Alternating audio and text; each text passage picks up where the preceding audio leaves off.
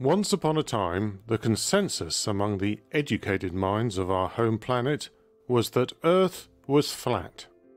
Then a thoughtful and careful researcher, or heretic if you prefer, did the numbers and proved them wrong. Well, they said, it may be round, but the sun revolves around it, protested the elite. Actually, said the heretic, that's not right either.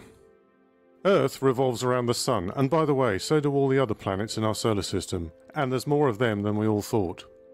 This is heresy. We'll have you hung in chains for this, the learned gentlemen, noble lords, and clergymen cried. You have the power to do so, though it's always puzzled me what force acts on my body to make being hung in chains so painful, replied the heretic. They all had to wait for Sir Isaac Newton's explanation for that mystery. Eventually, the church, the scientists, and everyone else agreed, albeit somewhat reluctantly, that the heretic had been right all along. However, a generally unspoken agreement persisted. This was the idea that the human race was superior to all life on Earth, and that Earth was the centre of the universe. Perhaps not in a literal sense, they thought, conceding a point to the heretic, but metaphorically speaking.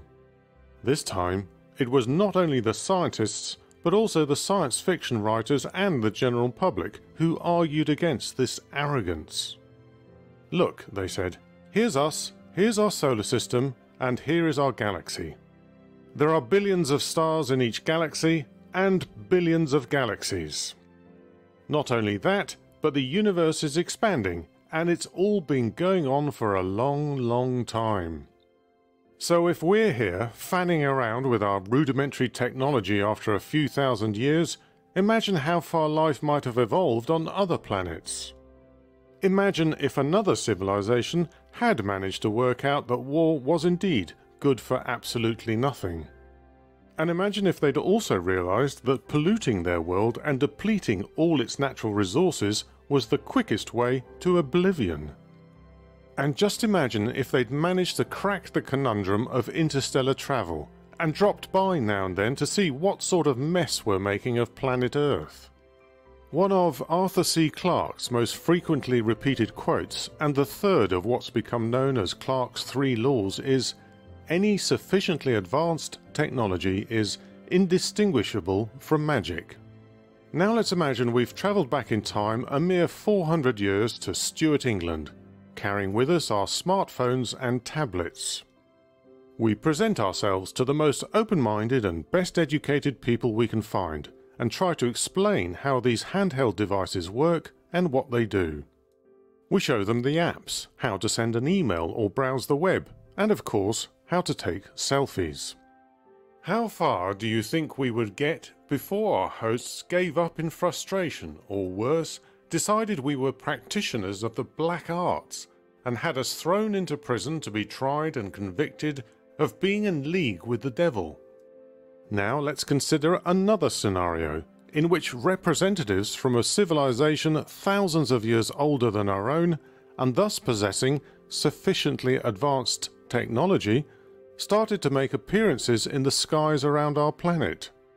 Since we would not have the deep understanding of all the sciences and disciplines required to appreciate their technology, to us it would be indistinguishable from magic. Appearing and disappearing at will, walking through walls, levitating humans into spacecraft, travelling through time and space. All these magical abilities may have a firm scientific foundation, but as it's so far in advance of our limited understanding, we are left speechless and aghast at what we witness. In time, with enough patience and mentorship, some of us could reach a basic understanding.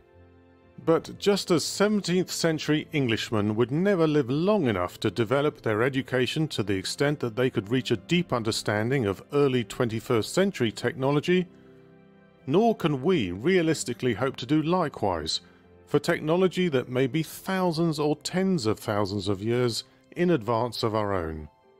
Perhaps we shouldn't try too hard to work out how alien spacecraft work.